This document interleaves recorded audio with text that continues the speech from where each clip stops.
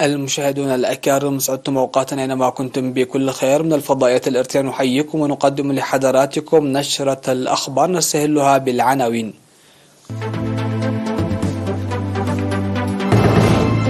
إصابة مواطن بفيروس كورونا اليوم.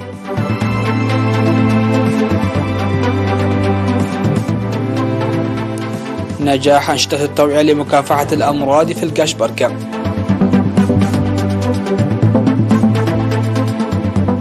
دعم أسر الشهداء وحماة الوطن في ضحيتي حينبا وعنابور.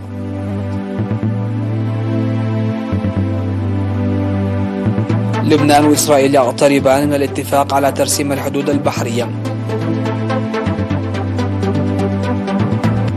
الإعصار إيان يودي بحياة أكثر من 80 شخصا في فلوريدا. تدافع أعمال عنف إثر مباراة تؤدي لسقوط عشرات القتلى بإندونيسيا. أهلا بكم إلى تفاصيل النشرة نستهلها بهذا الإعلام من وزارة الصحة. أعلنت وزارة الصحة بأن الفحوصات المخبرة التي أجريت في الإقليم الأوسط اليوم قد أظهرت إصابة 3 مواطنين من أخريا ودمبسنبل وصنعفة بفيروس كورونا، وبهذا بلغ عدد المصابين بفيروس كورونا في البلاد حتى الآن 10,173، شفي منهم 10,065 وتوفي 103 مريضا، فيما يتلقى 5 مرضى الرعاية في المستشفيات. وزارة الصحة 3 أكتوبر 2022.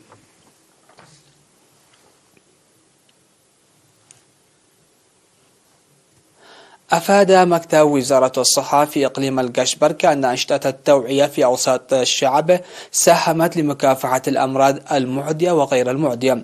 وأوضح المكتب في الاجتماع التقييمي الذي عقده في هيكوتا أن أنشطة التوعية الصحية التي تجري بالتعاون مع وزارات السياحة والتعليم والعمل والرعاية الاجتماعية والاتحادات الوطنية كانت ناجحة.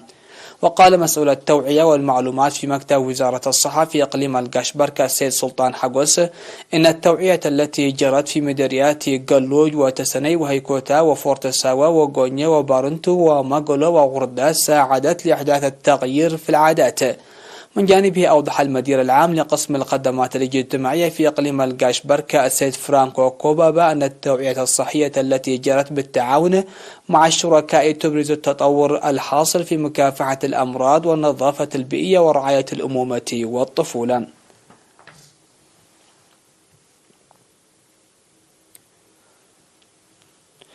قام سكان ضاحيتي حينبا وعنابور في مديرية الضغيح الإقليم الجنوبي بتنظيم نفير شعبي لجمع محصول مزارع أسر الشهداء وحماة الوطن.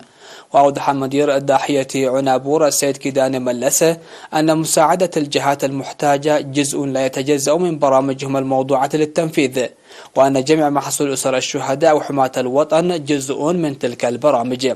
وقالت المدير التنفيذي لضاحية حينبا السيدة أسمرة سوامكائيل يجب جمع المحصول قبل أن يحين وقت الأمطار المتلفة للزرع. وقد شارك في النفير أكثر من 700 شخص من الضاحيتين وجمعوا محصول أكثر من 80 أسرة.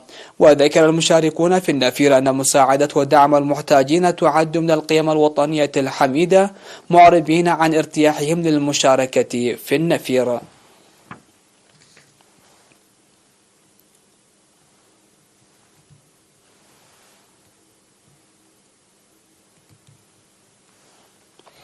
دعا الاجتماع التقييمي الذي عقد في مديرية ماي منيف في الإقليم الجنوبي لمواصلة منسق للاستثمار الذي يجري في الشباب ومساهمة أولياء الأمور. وأوضح مسؤول الاتحاد الوطني للشباب والطلبة في المديرية السيد يماني مدهني أن عملية توجيه وتطوير الشباب ليست مسؤولية جهة بعينها، بل هي مسؤولية الجميع، ويجب الاهتمام للتكثير تنشئة الشباب بالانضباط وقيم المجتمع وتطويرهم أكاديميا ومهنيا. وذكر مسؤول المؤسسات الحكومية الناشطة في المديرية أهمية التنسيق في قضايا الشباب، منادين أولياء الأمور لمتابعة ورعاية أبنائهم جيدا. وأكد الاجتماع على أهمية وجود مركز ترفيهي يقضي فيها الشباب وقت فراغهم، موضحين استعداد السكان لمساعدة الاتحاد والجهات المعنية الأخرى بالمال والطاقات لبنائه. يقوم السكان في مديرية الشعب بأنشطة واسعة لحماية التربة وحفظ المياه والتشجير. وأوضح مسؤول مكتب الزراعة في المديرية السيد موسى فازقة أن النفير شمل رعاية الشتول المغروسة سابقا وإعداد الحفر للتشجير وحماية التربة وحفظ المياه. وأكد المشاركون في النفير على مواصلته لأهميته.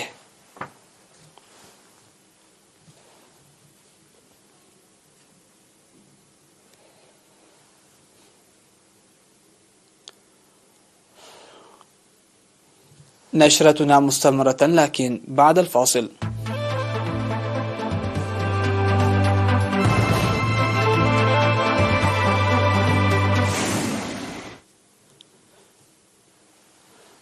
أهلا بكم. على الصعيد العالمي، قال رئيس الوزراء الإسرائيلي يائير لابيد إن بلاده تدرس مسودة اتفاق بوساطة أمريكية لترسيم الحدود البحرية مع لبنان، وأنه منفتحون على قيام بيروت باستخراج الغاز من حقل متنازع عليه شرط حصول الدولة العبرية على رسوم. فيما اعتبر رئيس مجلس النواب اللبناني نبيه بري مسودة الاتفاق إيجابية. ويقف لبنان وإسرائيل على مشارف تطور استثنائي يتمثل في موافقة مرتقبة للسلطات الرسمية في كل منهما هذا الأسبوع على اتفاق ترسيم الحدود البحرية، كما أنجزه وأرسله إلى سلطات البلدين الوسيط الأمريكي في هذا الملف آموس هوكشاشتاين. بذلك شكل اتفاق الترسيم الذي ستشكل الأيام القليلة المقبلة المساحة الزمنية ما قبل الأخيرة لإبرامه في الناقورة على الأرجح في منتصف الشهر الحالي، تطورا واختراقا استثنائيا في الشرق الأوسط برمته.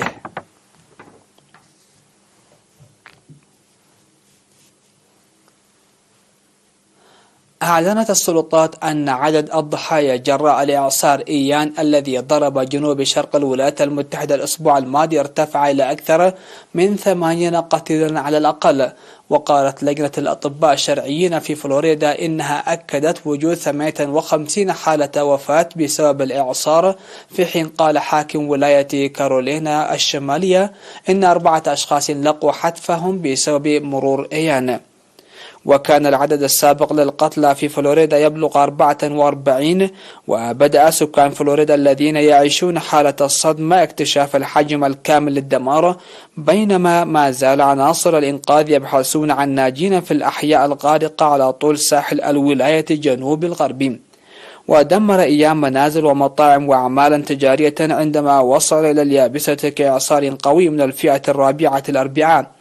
لكن التقارير عن سقوط مزيد من القتلى ما زالت تصدر من مقاطعة تلو الأخرى، ما يشير إلى أن الحصيلة النهائية قد تكون أعلى بكثير.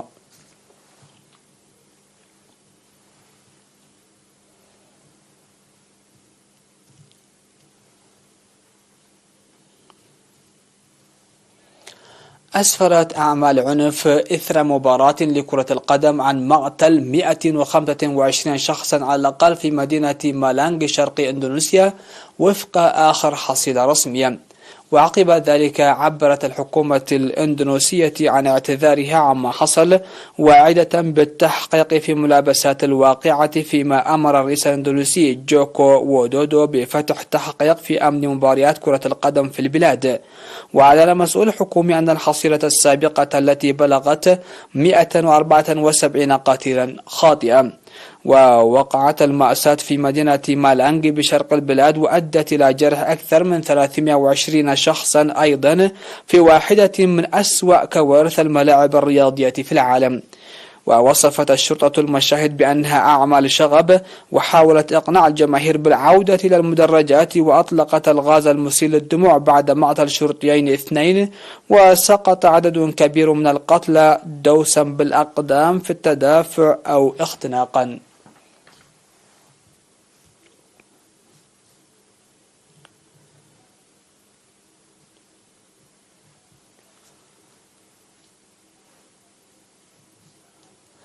الخبر الأخير في هذه النشرة: فاز العالم السويدي سفانتي بابو بجائزة نوبل في الطب وعلم وظائف الأعضاء للعام 2022، خصوصا بفضل دوره في مجال تحديد تسلسل مجين الإنسان البدائي وفي تأسيس علم المجين الإحداثي. واعتبرت اللجنة المكلفة باختيار الفائزين أن اكتشافات سافانتي بابو أرست الأساس لاستكشاف ما يجعل البشر كائنات فريدة من نوعها، من خلال إظهار الاختلافات الجينية التي تميز جميع البشر الأحياء عن البشر المنقرضين. وتعتبر جائزة نوبل في الطب والتي تمنحها جمعية نوبل في معهد كارولينسكا بستوكهولم أولى الجوائز التي تمنحها الأكاديمية كل سنة. تليها لاحقا خلال الأيام القادمة إعلانات أخرى عن جوائز في الفيزياء والكيمياء والأدب والسلام والاقتصاد.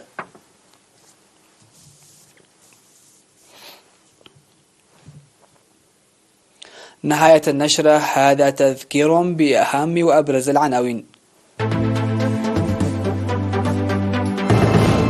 إصابة مواطن بفيروس كورونا اليوم.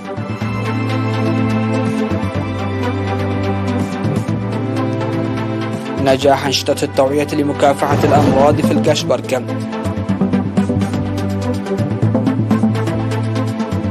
دعم أسر الشهداء وحماة الوطن في ضاحيتي حينباء وعنابور.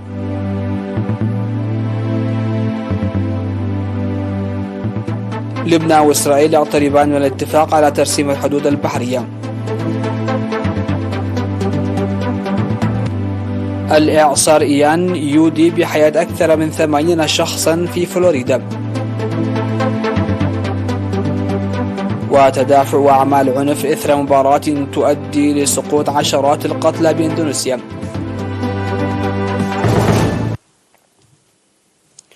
انتهت النشرة، شكرا لحسن الإسماع والمتابعة، والسلام عليكم ورحمة الله.